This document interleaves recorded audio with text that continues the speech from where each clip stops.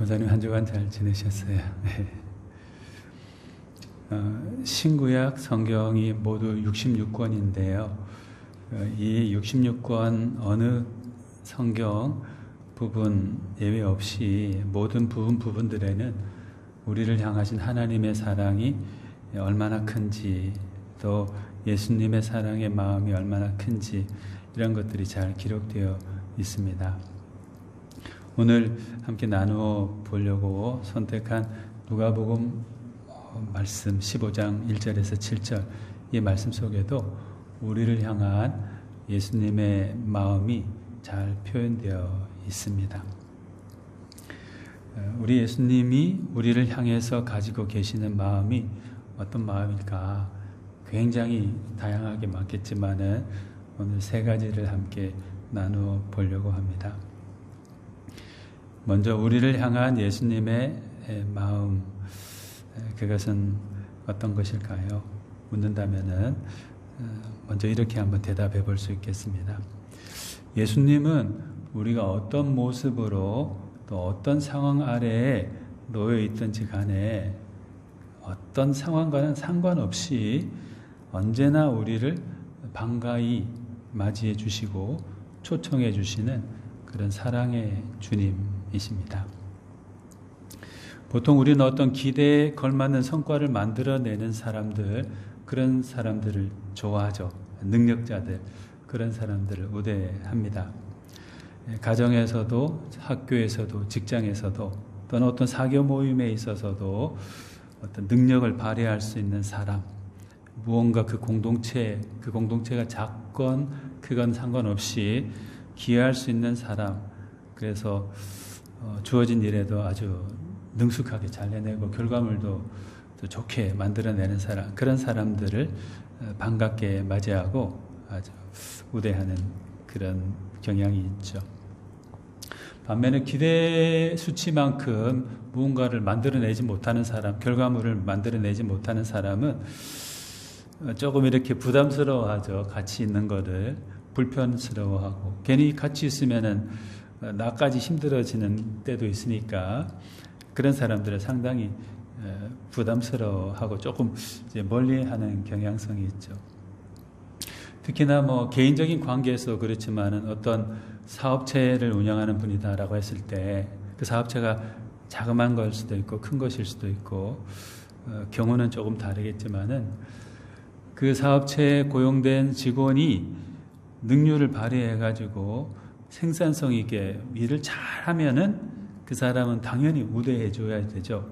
진급도 승진도 잘 되도록 해주고 더 유능한 사람이 될 수 있도록 교육도 받게 해주고, 그런 것은 이제 당연합니다. 기업주의 입장에서는 그런 사람들을 자꾸 더 많이 선별해내고 또 성장할 수 있도록 도와주는 것, 그게 이제 큰 보람이 되겠죠. 그만큼 또 좋은 결과들이 나오게 되니까. 근데 말씀드렸지만 반면에 그렇지 못한 사람들은 빨리 도태되죠. 순서의 차이는 있지만은 제 역할을 좀 잘 못하는 것 같다라든지, 또는 결과물이 썩 좋지 않다라고 기대 수치에 못 미친다 생각되는 사람들은 자꾸 그 어떤 조직에서 좀 소외되고 나중에는 또 이탈되는 경우들이 이제 많습니다. 그 사람의 현재 모습, 능력, 결과물을 보고서 판단하고 평가하고 대우해 주는 거죠. 당연한 이치입니다. 그런데 예수님께서 우리 사람들을 향해서 그 사람의 무언가를 인생을 평가한다고 했을 때는 어떤 기업이나 일반인들이 하는 그런 평가의 기준을 가지고 우리를 이렇게 판단하시고 또 무언가를 결정하시고 대우하지는 않으시는 것 같아요. 예를 들면 본문 1절, 2절에 예수님 당시 사회적인 분위기에 대해서 한번 느껴볼 수 있는 말씀이 있는데 거기에 이렇게 말씀되어 있습니다. 모든 세리와 죄인들이 말씀을 들으러 가까이 나오니 바리새인과 서기관들이 수군거려 이르되 이 사람이 죄인을 영접하고 음식을 같이 먹는다 하더라. 예수님께서 군중들을 위해서 말씀을 전하고 계셨어요. 많은 사람들이 예수님 주변에 많이 모여들게 되었는데, 그래서 예수님께서 들려주시는 말씀을 듣고 있었는데, 그 군중들 무리 가운데 세리와 죄인들이란 사람도 함께 섞여 있었어요. 세리는 당시 로마 정부의 관리죠. 세금을 징수해서 유대인들로부터 징수해서 로마 정부에 주는 그런 중간 매개체의 역할을 했습니다. 때로는 이제 조금 안 좋은 방법으로 폭리를 취하기도 하고 개인적인 돈을 만들기도 하고 그런 사람들이었죠. 그래서 유대인들의 입장에서는 상당히 거북한 사람들로 느껴졌어요. 매국노이다라고 단죄할 정도로 좀 부정적인 사람으로 이렇게 여겨졌습니다. 율법 제2상으로도 좀 부정한 사람, 이런 사람으로 멸시받았던 대상이 바로 이 세리였어요. 그리고 또 죄인들이라는 표현이 있죠. 모든 세리와 죄인들이 말씀을 들으러 가까이 나왔다 했는데요. 이 죄인들은 일반적으로 당시에 종교적으로, 사회적으로, 관습적으로 바르지 못한 행동을 사람을 일컬어 부를 때 죄인들이라는 이런 고유명사로 이렇게 사용했다고 합니다. 그런데 이 두 부류 세리와 죄인들은 부정한 사람들이라고 했잖아요. 사람들에게 손가락질 받는 사람, 그런 사람들이었어요. 그런 사람들이 예수님이 오셔서 말씀을 전한다 하니까 이 사람들도 그 말씀을 들으려고 이렇게 나왔던 겁니다. 그리고 그 사람들을 왜 이런 거룩한 자리에 나왔느냐 이렇게 배척하지 않으시고 그 사람들도 맞이해 드리셨어요. 죄인을 영접했다 표현이 그렇게 되어 있거든요. 바리새인과 서기관들은 자기가 아주 거룩한 사람이고 하나님 말씀을 잘 지키는 그런 사람이다라고 자부하는 사람들이었는데 그 사람들이 아니 저런 죄인들, 세리와 죄인들을 왜 영접하고 음식까지 같이 먹느냐 하면서 굉장히 불만스러워 했습니다.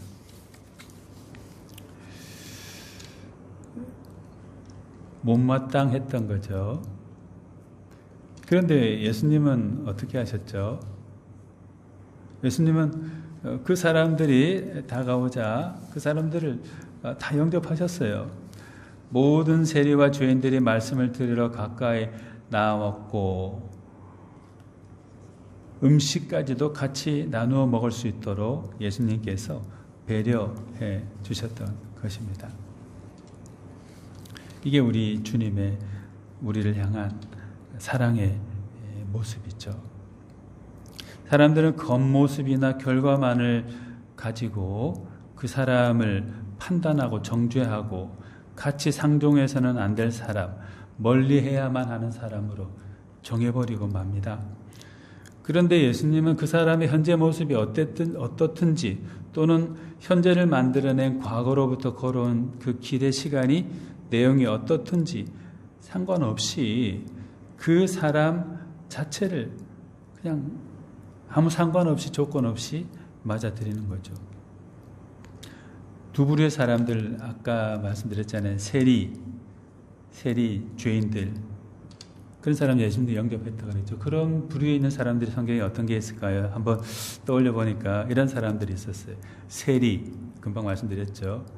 그 다음에 보통의 경우에 도덕적으로 옳지 않다라고 여겨지었던 그러면서도 그 사람을 이용해 먹으면서 자기의 원하는 것을 충족시키려고 했는데 그 장녀, 문둥병자, 천벌을 받은 사람이라고 여겨졌죠. 이런 사람들, 세리와 죄인들, 장녀와 문둥병자들, 또 여인들도 포함되죠. 거기에 당시 사회에서는 조금 열등한 존재로 취급받았던 여성들, 이런 사람들까지 예수님은 멀리하지 않으시고 그 사람이 어떤 모습을 가지고 있건 어떤 상황 아래 있건 관계없이 그 사람을 다 배척하지 않으시고 반갑게 맞이해 주셨어요. 초청해 주셨어요. 그래서 마태복음 11장 28절 30절 말씀해 보면은 이런 말씀 있죠. 수고하고 무거운 짐진 자들아 다 내게로 오라.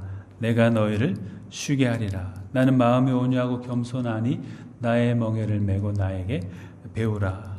그리하면 너희 마음이 쉼을 얻으리니 이는 내 멍에는 쉽고 내 짐은 가벼움이라 하셨습니다.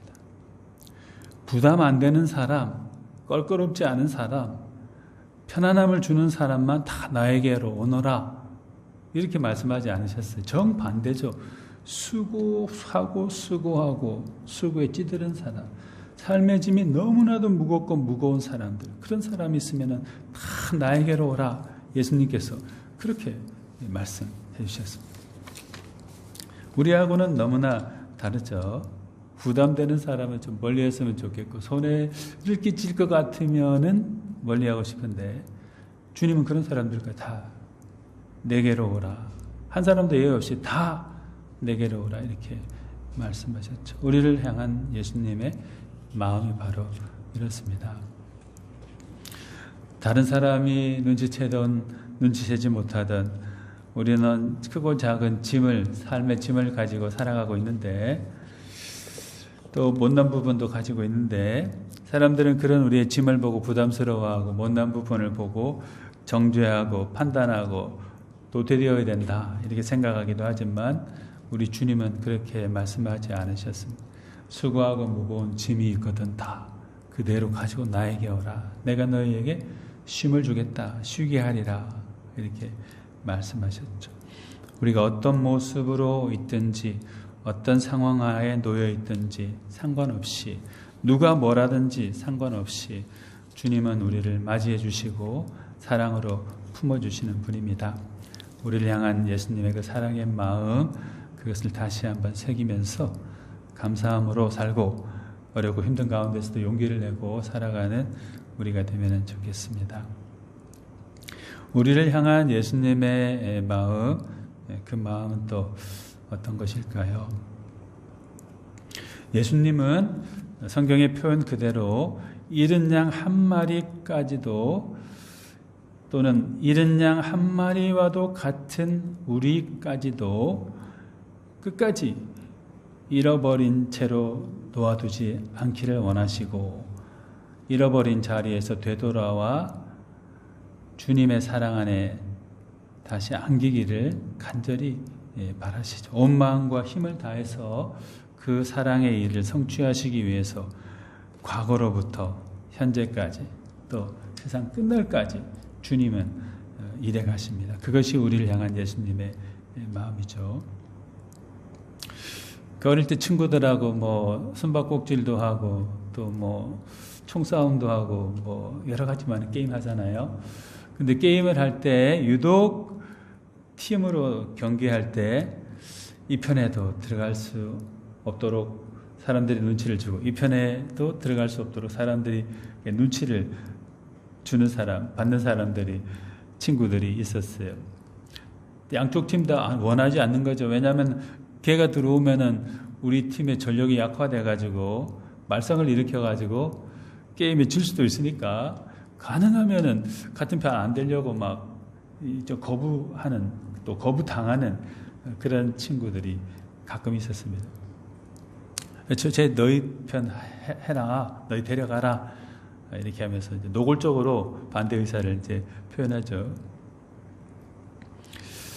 그런 친구들은 지나고 나서는 생각이지만 그때는 너무 이제 어리기도 하고 그랬는데 지나고 보고 생각해 보면은 상당히 마음이 아팠겠다 이런 반성을 하게 되는데요. 걔들도 얼마나 다른 사람들하고 즐겁게 지내고 싶고 그랬겠어요. 그런데 소외당하고 무시당하니까 왜냐하면 자기 한계가 있는데 그 한계 이상의 걸 다른 사람들은 요구하니까 상당히 많이 힘들었겠다 이런 생각을 해봤습니다. 그런데 본문에 보면은 잃은 양을 찾는 목자의 비유 그것이 이제 기록되어 있거든요. 목자가 100마리의 양을 기르고 있었습니다. 그런데 100마리 양 중에서 유독 한 마리가 어디로 갔는지 찾을 수가 없었어요. 다른 99마리는 말 잘 들으면서 목자가 인도하는 대로 잘 따라오는데 한 마리만 유독 대열에서 이탈해서 제 마음대로 가는 거예요. 다른 99마리보다 힘이 약해서 못 따라갔을 수도 있겠고, 자기 하고 싶은 대로 하는 이기적인 성향의 양이었기 때문에, 외고집이 있는 양이었기 때문에 제 마음대로 가다가 길을 잃어버렸을 수도 있을 텐데요. 그런데 이 성경 본문의 예수님의 비유 말씀에 보면은 그 상황이 어떻든지 관계없이 목자는 그 99마리, 99마리의 양도 소중하게 생각하지만 그 길을 잃고 방황하다가 짐승에게 잡혀먹을 수도 있고 낭떠러지에 떨어질 수도 있고 또는 먹거리를 잘 구하지 못해가지고 굶어 죽을 수도 있는 그 한 마리의 잃은 양, 그것을 찾기까지 계속 찾았다 이렇게 말하고 있어요. 99마리를 들에 두고 그 잃은 것을 찾아내기까지 찾아다녔다 이렇게 말했어요. 그리고는 끝내 그 잃어버렸던 양 한 마리를 찾아내게 되었다. 예수님 비유로 그렇게 말씀하고 계시죠. 목자의 사랑의 열심이죠. 그 사랑과 열심이 길을 잃어서 죽음의 위기에 다다를 수도 있는 양 한 마리, 다른 99마리는 관심도 가지지 않고 또 다른 무리들은 없어졌나? 생각지도 못하는 그 양 한 마리에게까지 목자의 사랑과 열심이 있었기 때문에 회복의 기쁨이 전달된 것입니다. 누리게 해준 것이죠. 99마리에 만족하지 않고 잃어버린 방황하는 연약한 한 마리에게 온갖 정성과 사랑을 기울이면서 찾아다녔던 그 목자 때문에 이 양은 생명을 부지할 수 있었습니다. 새로운 사랑을 경험하면서 공동체로 다시 돌아올 수 있었겠죠. 우리를 향한 하나님 아버지의 사랑, 또 우리를 향한 예수님의 마음이 바로 이와 같죠. 비록 우리는 목자이신 예수님께 주목하지 않고 우리 마음대로 살다가 위험한 상황에 빠지기도 합니다. 죄도 짓고 좋은 삶의 열매도 잘 맺지 못하는 실패를 거듭하는 경우도 우리가 있죠. 스스로 우리 자신을 바라봐도 모자람 투성이고 문제 투성이고 단점도 많고 부끄러운 모습도 많을 뿐인 우리인데, 예수님은 그럼에도 불구하고 우리를 향해서 사랑한다 선언하셨죠. 말로만이 아니라 당신의 생명을 다해 가시면서 우리를 향한 사랑을 표현해 주셨고, 그 사랑으로 관심을 가지고 우리를 찾아오셨습니다. 그 사랑 때문에 우리를 향한 예수님의 그 마음, 그 사랑 때문에 우리가 주님께로 돌아갈 수 있었고 주님의 자녀, 양으로 회복되어질 수가 있었던 것이죠. 사도 바울이 디모데전서 1장 12절 이하에서 이렇게 말씀하셨습니다. 나를 능하게 하신 그리스도 예수 우리 주께 내가 감사함은 나를 충성되이 여겨 내게 직분을 맡기심이니 내가 전에는 비방자요 박해자요 폭행자였으나 도리어 긍휼을 입은 것은 내가 믿지 아니할 때 알지 못하고 행하였음이라. 우리 주의 은혜가 그리스도 예수 안에 있는 믿음과 사랑과 함께 넘치도록 풍성하였도다.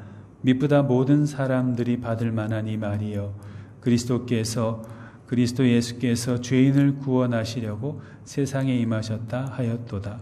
죄인 중에 나는 괴순이라. 사도 바울의 회심 후에 한 고백의 말씀이죠. 누구보다도 예수님을 비방하고 박해하고 예수 믿는 사람들에게 폭행을 일삼았던 사도 바울이지만은 그런 자신에게도 예수님께서는 자기를 불쌍히 여기셔서 다가오셨고 자기를 영접해 주셨다. 잃어버리고 또 잃어버린 죽고 또 죽어도 마땅한 괘씸한 그런 양 같은 자신이었지만은 우리 주님이 자기에게 다가오셔서 변화시켜 주셨다 그랬죠. 다메섹 도상에서 변화됐죠.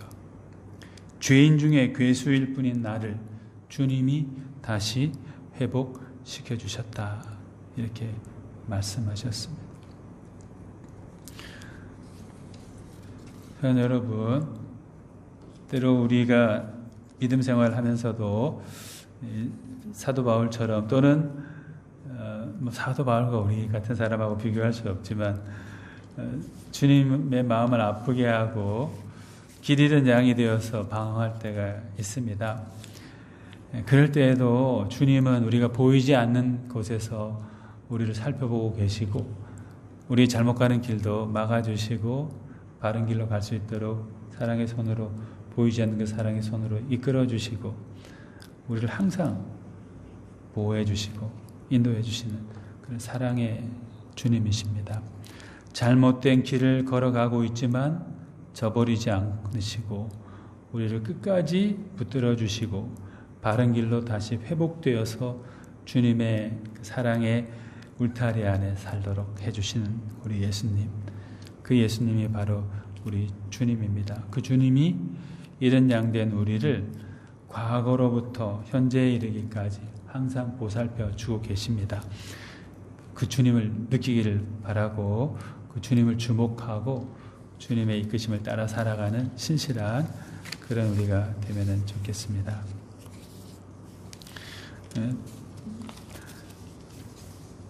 다음으로 우리를 향한 예수님의 마음은 어떤 것일까요? 예수님께서는 우리가 복음의 증인이 되어서 많은 사람들이 예수님을 알게 되고 예수님을 영접하고 구원받는 것을 아주 기뻐하실 거예요. 우리를 그런 복음 전달자의 사명을 감당한 사람이 되기를 원하실 것입니다. 사람들이 만족하는 경우를 한번 어떨 때 만족할까 제 스스로를 한번 돌아보고 사람들도 어떨 때 좋아할까 만족할까 한번 생각해 봤는데 첫 번째 떠오르는 게 돈이었어요. 충분한 재력을 갖추고 있으면은 안정감도 있고 어떤 미래를 조금 설계해 볼 수도 있고 그것을 이용해서 자기의 또 행복을 더해갈 수도 있으니까 기본적으로 의식주 문제는 물론이고요. 충분한 재력, 넉넉한 재력을 가지고 있으면은 만족할 수 있겠다. 이런 이제 생각을 한번 해봅니다. 또 영향력을 가지면 좋겠다. 이런 생각도 들더라고요. 항상 다른 사람이 지시받고 끌려다니는 사람이 되기보다 다른 사람에게 무언가를 하도록 도와줄 수 있는 그런 좋은 영향력을 가진 사람, 능력을 가진 사람, 지혜라든지 재능이라든지 이런 거 다 포함되겠죠. 그 영향력을 가진 사람이면은 참 좋겠다. 그런 사람이면은 또 만족할 수 있겠다는 생각이 들었습니다. 또 놓칠 수 없는 게 빠뜨릴 수 없는 게 건강이죠. 재력이 있고 영향력이 있어도 만약 건강을 잃어버리게 되면은 아무 소용이 없죠. 건강하게 살아야만 무언가도 다 할 수 있죠. 또 대인관계가 원만하면 그만큼 다른 사람도 많이 사귈 수 있고 사회생활도 폭넓게 또 더 깊이 할 수 있으니까 이런 것도 참 좋을 것 같아요. 재력과 영향력, 건강, 그리고 원만한 대인관계. 그 외에도 많겠죠. 이런 것들을 갖추고 있으면은 생활하는데 참 만족스러운 삶이 되겠다. 이런 생각을 해봅니다. 그런데 우리가 만약에 충분한 재력과 건강과 또 대인관계의 원만함, 또 사회적 영향력을 가졌다고 해서 그것을 아주 철저하게 잘 갖추었다고 해서 주님이 그런 우리를 보고 참 잘했다, 정말 최고야 이렇게 말씀하실까 한번 물어본다면은 100%는 아닐 거예요. 물론 그런 것을 갖추기 위해서 그분이 노력했던 여러 어려운 과정들이 있었기 때문에 칭찬하시고 훌륭하다 말씀하시고 그렇게 하겠지만은 그러나 이것만을 갖추었다고 해서 주님이 우리를 향해서 잘 살아왔다 칭찬하시지는 않을 것 같아요. 우리 그리스도인에게 있어서 충분한 재력과 영향력, 건강과 대인관계의 원만함, 이것만큼, 아니 이것과는 비교할 수 없을 만큼 더 중요한 삶의 요소가 있죠. 주님이 필요로 하시는 것 있죠. 그것은 바로 복음의 증인이 되는 거죠. 다른 것을 아무리 우리가 열심히 한다 하더라도 하나님의 사랑, 예수님의 사랑을 전하는 그 복음의 증인으로서의 역할을 열심히 내지 못한다면은 우리를 바라보셨을 때 예수님의 마음, 하나님의 마음은 참 아플 거예요. 너는 많은 걸 다 갖추었다고 하지만은, 또 너는 예수님을 믿는다고 하지만은 믿지 않는 형제 자매나 가족들 또 이웃들을 생각하면은 얼마나 우리 주님이 가슴이 아프겠어요. 너는 그런 걸 두고서 가슴 아파하지 않니? 주님이 물어보지 않으실까요? 다른 걸 다 갖추고 있다 하더라도 다른 사람들이 예수님을 알고 예수님 안에서 구원받도록 하는 것, 그것에 대한 열심을 가지고 있어야 우리 주님이 참 기뻐하실 거다 생각합니다. 다른 거 다 잘해도 그걸 소홀히 하면은 주님이 좀 섭섭해 하시고 아파하시겠죠. 물론 전도하고 뭐 그런 게 쉽지 않죠. 특히나 이제 가까운 사람들을 전도하고 예수님 알게 하는 일은 쉽지 않은 일입니다. 그러나 그런 일에 열심을 내는 증인이 되는 것, 그걸 우리 주님이 너무나도 기뻐하시죠. 예수님이 승천하시기 전에 사도들에게 이렇게 명령하셨어요. 사도행전 1장 8절, 우리 잘 아는 말씀이죠. 오직 성령이 너에게 임하시면 너희가 권능을 받고 예루살렘과 온 유대와 사마리아와 땅끝까지 이르러 내 증인이 되리라 하시니라 했습니다. 유언의 말씀이죠. 세상 모든 사람들이 하나님의 사랑 안에서 복되게 살도록 너희가 도와주어라. 예루살렘뿐만 아니라 땅끝까지 가서라도 하나님의 사랑을 전하는 사람이 되도록 해라. 내가 너희를 도와주겠다. 성령을 보내주겠다. 이렇게 말씀하셨죠. 돈도 많이 벌고 명예도 얻고 건강도 잡고 인기도 얻고 다 너희가 누리기 바란다. 그러나 하나님을 알고 예수님을 아는 일이 너무나 중요하단다. 너희가 그 일을 잘 수행하고 다른 사람도 그것을 누릴 수 있도록 도와주어라. 주님이 우리에게 분부하시면서 하나님 나라로 가셨죠. 복음을 전하는 사람, 그 일이 우리에게 주님이 바라시는, 기대하시는 우리를 향한 가장 중요한 주님의 바람과 마음이 아닐까 생각합니다. 찬송가 323장에 부름받아 나선 이 몸, 이 찬양 우리 잘 알죠. 가사에 이런 말이 있죠. 부름받아 나선 이 몸 어디든지 가오리다. 괴로우나 즐거우나 주님만 따라 가오리니 어느 누가 막으리까 죽음인들 막으리까. 악올 골짝 빈들에도 복음 들고 가오리다. 소돔 같은 거리에도 사랑 안고 찾아가서 아낌없이 드리리다. 종의 몸에 지닌 것도 아낌없이 드리리다 했습니다. 우리 주님이 우리를 향한 마음 가운데 이 마지막 부분이 아주 간절한 마음이 아닐까 생각합니다. 모든 잃어버린 하나님의 자녀들이 하나님께로 돌아오고 하나님이 이미 예비하신 그 사랑을 마음껏 누리면서 행복하게 살 수 있도록, 복되게 살 수 있도록 하는, 얼마나 하나님, 우리 주님이 바라시겠어요.